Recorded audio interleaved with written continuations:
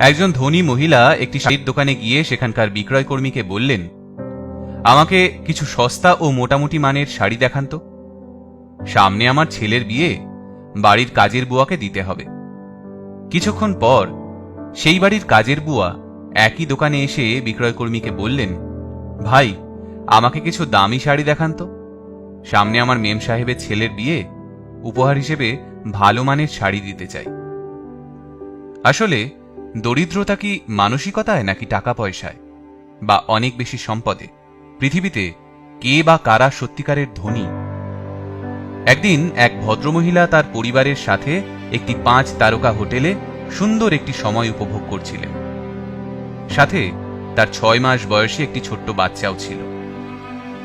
ভদ্রমহিলা কিছুটা অসুস্থ থাকায় বাচ্চা ঠিকমতো মায়ের বুকের দুধ পেত না।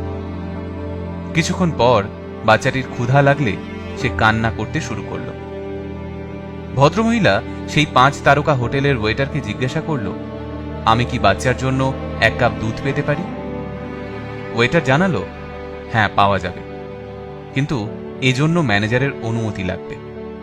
ওয়েটারের কথা শুনে ভদ্রমহিলা হোটেল ম্যানেজারের কাছে গিয়ে বললেন, আমি কি বাচ্চার জন্য 1 কাপ দুধ পেতে পারি? জবাবে ম্যানেজার বললেন, জি অবশ্যই ম্যাডাম, কিন্তু এটার জন্য আপনাকে আলাদা বিল প্রদান করতে হবে।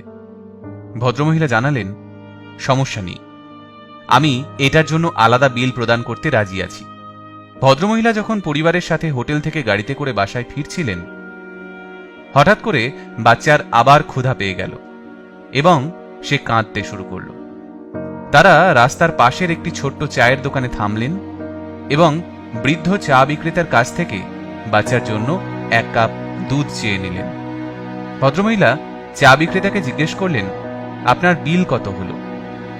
বৃদ্ধ চা বিক্রেতা হাসি মুখে জানালেন, বাচ্চার জন্য নেওয়া মাত্র 1 কাপ দুধের দাম দেওয়ার দরকার নেই, যদি প্রয়োজন হয় আরও 1 কাপ নিয়ে যেতে পারেন। ভদ্রমহিলা বৃদ্ধ চা বিক্রেতাকে ধন্যবাদ জানিয়ে বিদায় নিলেন। যেতে যেতে তিনি ভাবলেন, কে সত্যিকারের বিত্তশালী, হোটেলের সেই ম্যানেজার নাকি এই বৃদ্ধ চাওয়ালা? অনেক সময় অর্থের পিছনে ছুটতে ছুটতে আমরা ভুলে যাই আমাদের প্রধান এবং শ্রেষ্ঠ পরিচয় হল আমরা মানুষ। মনুষ্যত্ব আর মানবিকতা হল আমাদের অলংকার। দুধ এবং চিনির সাথে না মিশলে কখনো জানা সম্ভব হতোই না কফি কতটা মিষ্টি এবং সুস্বাদু। সত্যি বলতে কোনো মানুষই খারাপ নয়।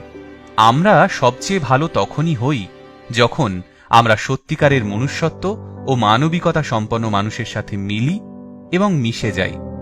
উপকার কিংবা সহযোগিতা হোক বিনিময় ও প্রতিদানহীন। মনুষ্যত্বের গুণে গুণান্বিত যদি হয় আমাদের জীবন, তবেই তো সার্থক এই মানব জীবন। আমাদের ভিডিওগুলো ভালো লাগলে আমাদের ফাপড়বাজ পেজে লাইক দিতে পারেন এবং আমাদের ইউটিউব চ্যানেল ফাপড়বাজ সাবস্ক্রাইব করতে পারেন।